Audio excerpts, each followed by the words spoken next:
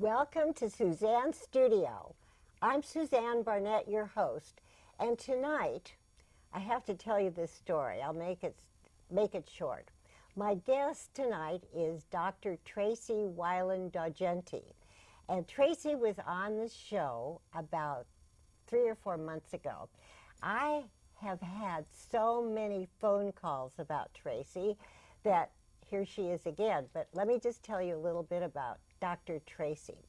She is a visiting scholar at Stanford University, and she's written over 10 books, and I'm not going to say any more because it'll take the rest of the time. Tracey, I'm sorry. I'm sorry to have talked so long. No, thank you, Suzanne, for having me back. It's such a pleasure. Well, you are such a unbelievable young woman. You really are. Tell what you do, though, exactly, would you? Sure. Okay. So I'm a half academic, half corporate person. So I'm a corporate executive for Silicon Valley firms, but I'm also a visiting scholar at Stanford, which means I research on the topic of the impact of technology on society, work, and education. And so much of the research that I publish, we have talked about in previous shows, and I thank you very much for that. My pleasure. Let's just talk about your book for a second. Oh, sure. Well, Okay. Thank you. So Women Lead came out in March, and it's about women, careers, and leadership. And this was 2 research studies, a quantitative and a qualitative.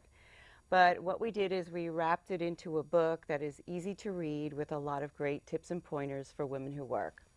Thank you. But you know, the interesting thing that I just found out tonight, I thought I knew everything about you. I thought you just concentrated on women and getting their jobs. Tell about that. No, so actually the research I'm conducting now is really a 360 look at careers and career development. And this is gender neutral, and it's really more about how has technology changed the way that careers are developing today. So if you think about it, when I graduated from high school and college, it was a very classical world. That was enough. Today's students are graduating into a very technology-oriented world. And so we have to learn and be educated, but we also have to be able to think in a technology world. So I look at the careers, what's different, and what do we need to do differently today. And that's gender neutral, men and women. I haven't heard that expression, gender neutral. Gender neutral. But you've said so many fabulous things about women. Could you just tell us a little bit about that and how Sure. women operate in a working environment? Sure, and thank you for asking. So I started researching women in around 1990, and a lot of it was because I was a single woman working in Silicon Valley at Apple and Cisco and HP, traveling overseas on international business. So 8 books later, I wrote about women doing business, and this was all research that I conducted in different parts of the world. And I was very energized because I felt that women really are our future leaders. So the final book in the series so far, this is really about women in the U.S. and how they are leaders today, and they're going to bring us forward into the future. But what about the fact that, I mean, this is a question, are women still underpaid compared to men who have the ones that have the same job, Tracey? Well, according to the government statistics, yes, and according to many of the salary surveys, yes. So what I suggest to young women today is you really need to take control of your career and all aspects of life. Understand your profession, understand if you would like to pursue entrepreneur so you can control your outcomes and your income. Mm-hmm. Understand finance, right? There's a lot of instruments that you can build up your personal wealth. And while this is a fact in reality today, I think women, if they can start more businesses, can set the stage for the future for future women. How does that affect men? Well, no, it's a good question, because actually what we found in our leadership study is that men and women, Generation X and Y, which is just think age 50 and under, were gender agnostic. very interesting in terms of views of women and men in leadership. Women overall ranked women higher on all attributes and characteristics of leadership.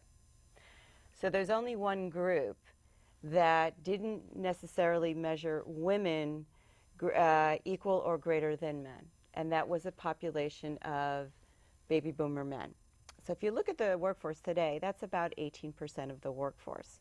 So there's a couple of things. One is they do have a lot of the power in the workforce in Fortune 500 companies. Number two is they're still working. A lot of people did retire old, in their 50s or 60s, but today they're not.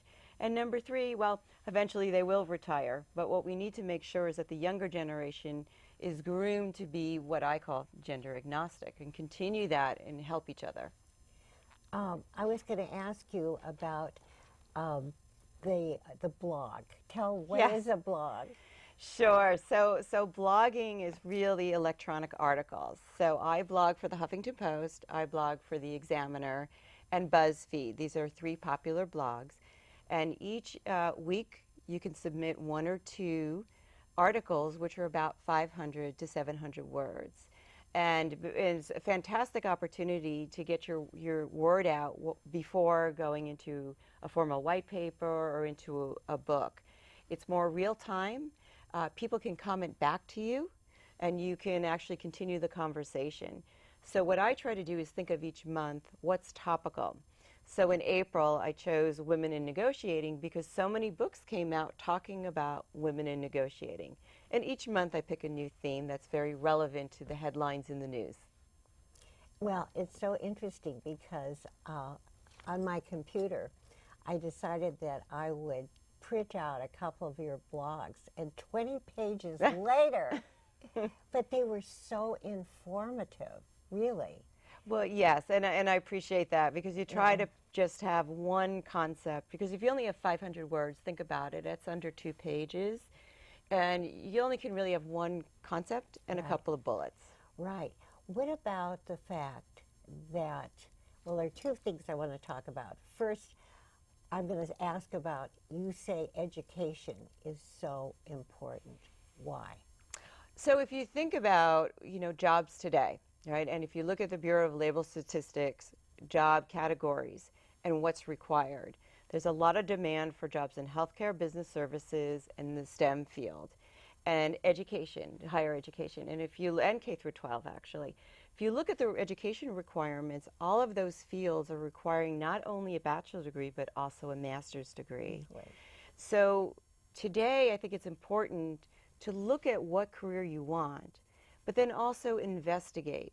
What skills do I need? Do I need extra education or do I not?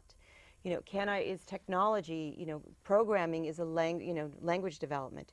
Maybe I don't need a degree because I excel in programming. But I think what's important for career development is you have to just set your sights on something and then understand how to get there.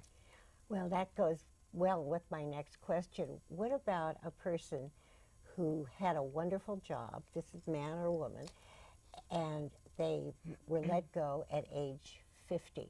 What happens to those people, Tracey? Well, I think I know a lot of people have had that situation happen to them, and that's a reality in today's environment. So there's a couple of strategies. One is when we interviewed women on this, a lot of women looked at what could they do on their own, because they may not want to go back into the workforce. So they looked at consulting. And as one woman said, when she investigated consulting, she saw that there were 2 buckets. One is that you had a skill, like web programming, cooking, web design, auto.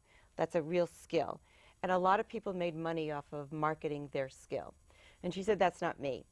So she said the other area of expertise for consulting are people who are experts. So for example, she was a vice president of marketing for many Silicon Valley firms. So she could market herself as a consultant in her area of expertise. And the way that she did it was that because she worked at large firms, as a senior executive, she markets herself as a key marketing person for small firms because she can see the whole value add that they haven't gotten to yet and help them move forward. So that's one option. Another option is a story of a woman who's a very close friend of mine who's 68, and she's preparing for her encore career. What is she going to do from 70 to 90? And she said, look at careers, number one, in your proximity, because you're probably not going to move. And she said, what's in my areas is IT and healthcare.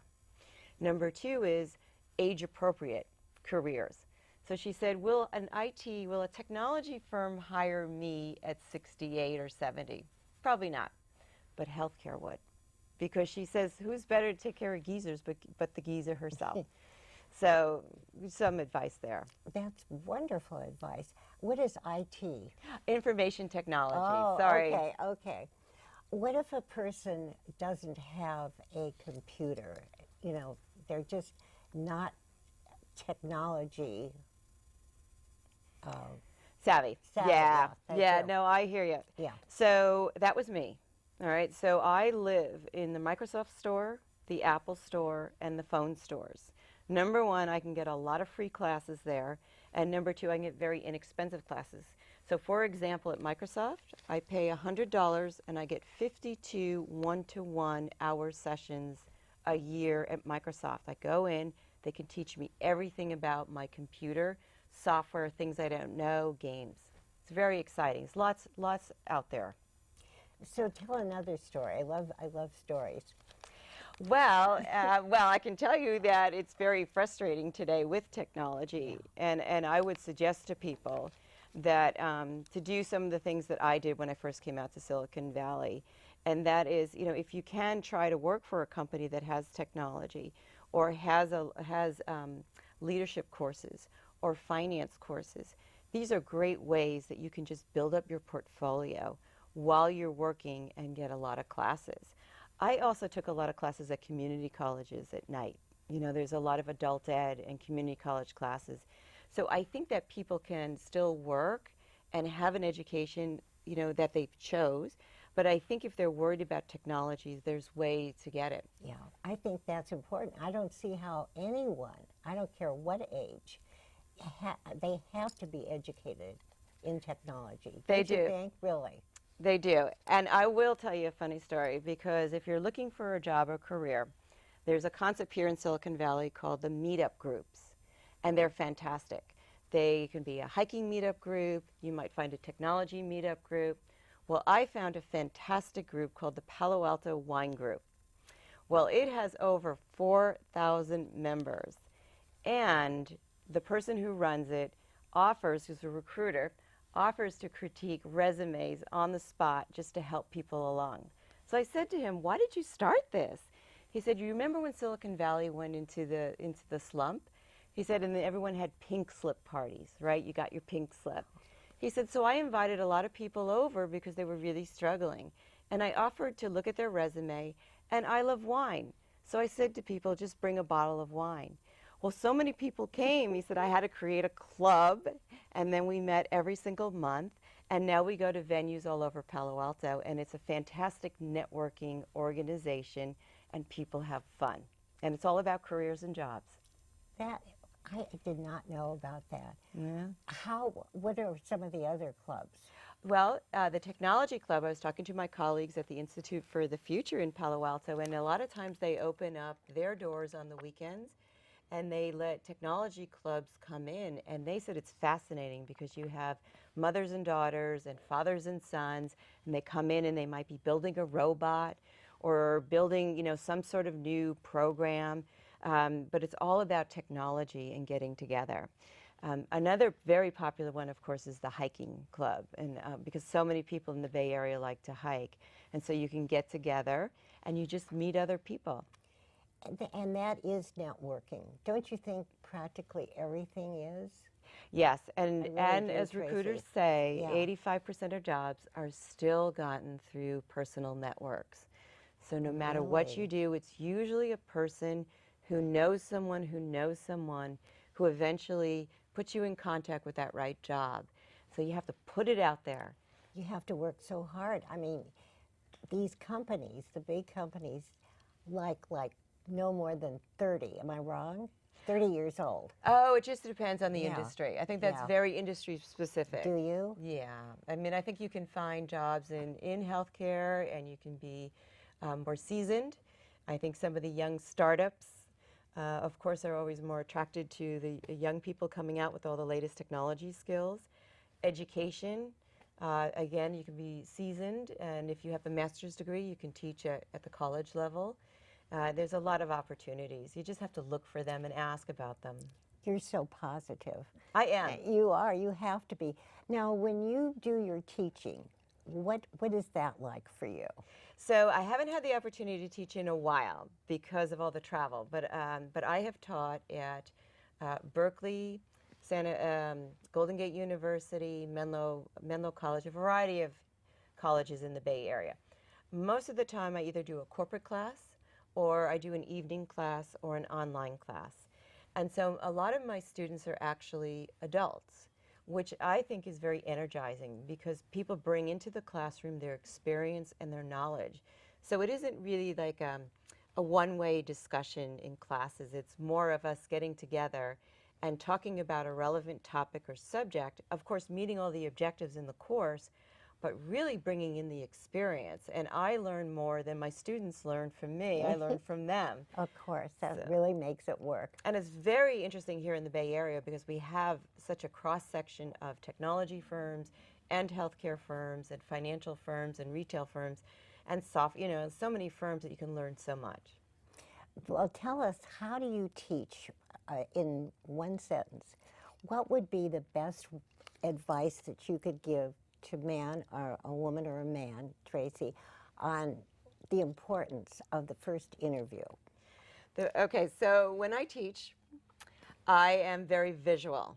I realize today that people are used to YouTube, Facebook, fast clips. So I bring in a lot of technology into my classes because I want to keep my students engaged, and I also have my students engage.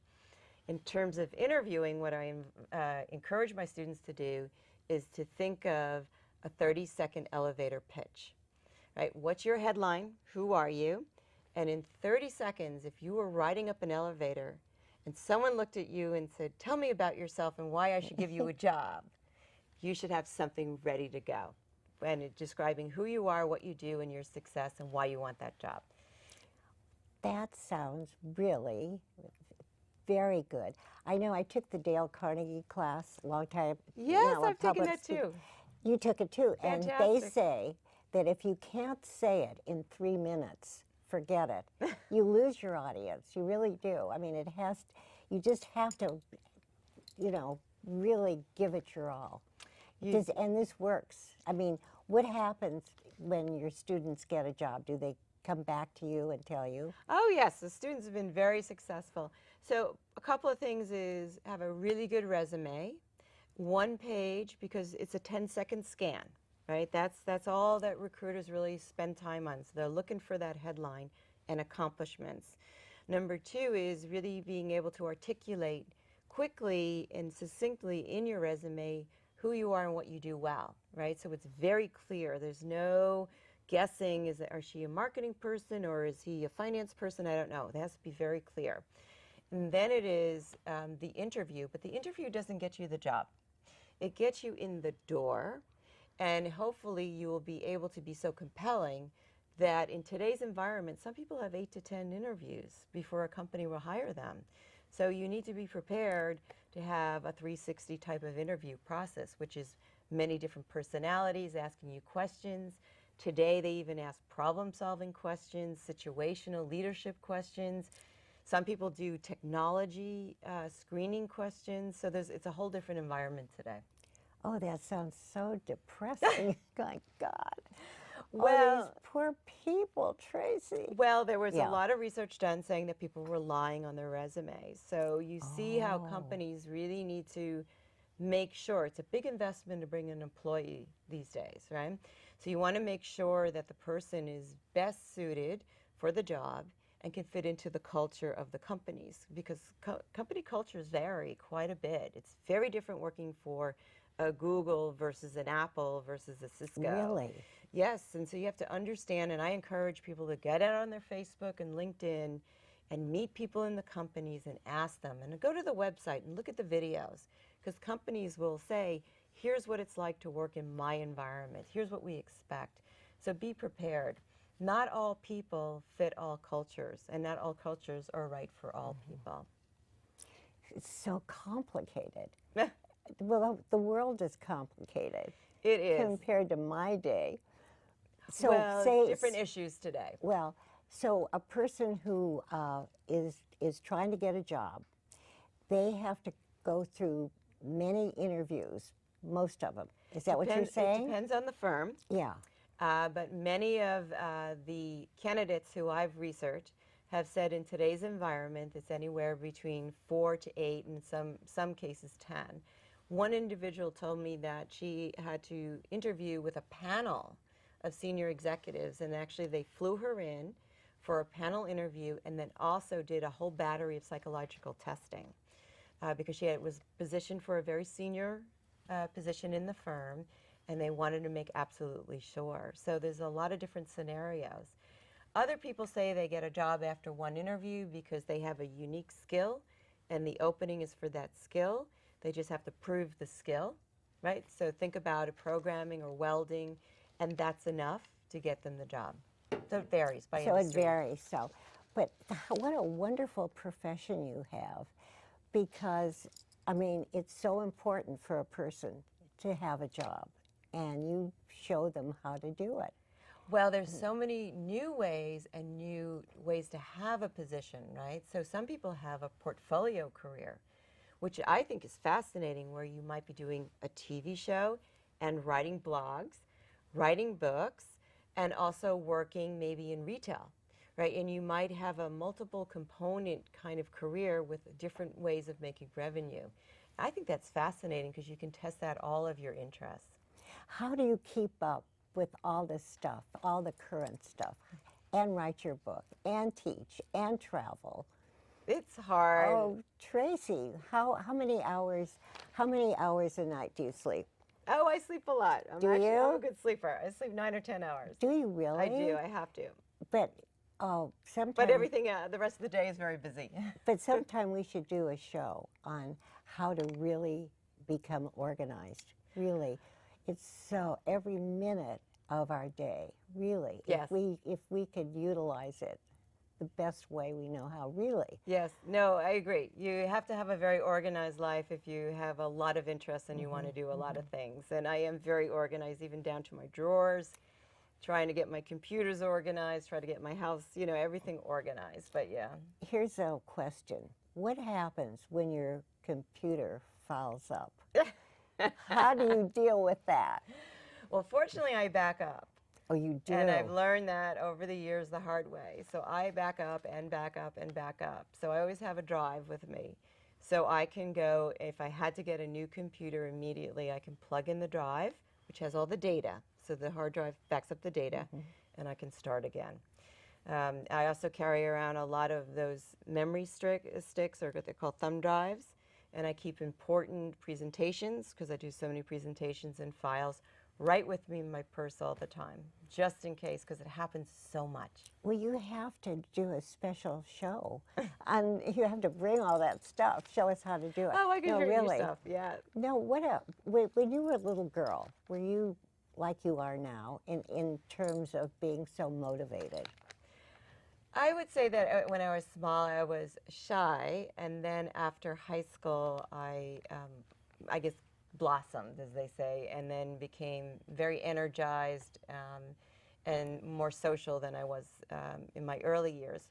However, I was always a very dedicated student, and I wasn't always a very good student, but I was a student who worked very hard. And so I realized that hard work is necessary for a lot of things. And I'm sure you must teach that. Teaching is such a noble job. It really is. Well, I think teachers get more out of it than the students, but I do tell my students that each of us are dealt a hand, when you play cards.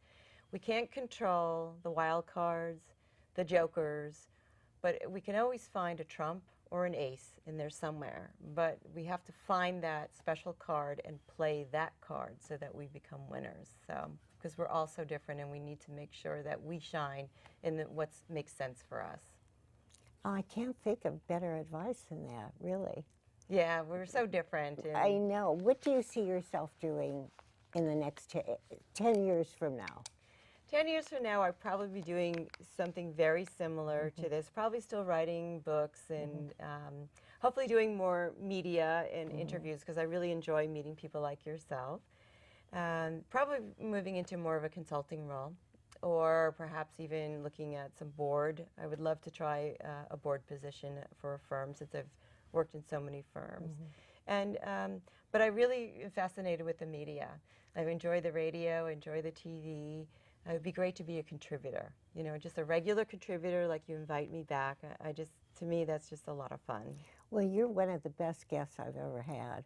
Oh, well, no, you are. You're just so full of wonderful information that anybody listening can benefit from. Well, that's the teacher in me. Yeah. Right? Yeah. I want people to be able to, if I'm doing research and I find out something that can help somebody else, that means a lot to me to be able to help somebody else. Well, Miss Tracey, Dr. Tracey, thank you so much. Will you come back? I will. I think you're going to be one of my most hot guests. Oh, well. Thank you so much, and I wish you even more success. Thank you. You're welcome. I appreciate it. Thank you. You're welcome. And I want to thank our crew. I'd love to be able to interview the whole crew, but I don't know who would be doing the technology. But they are wonderful and dedicated. And of course, I want to thank our audience for watching. What would we do without you all? And I really mean this. I can't wait to see you next time. Bye-bye. Mwah.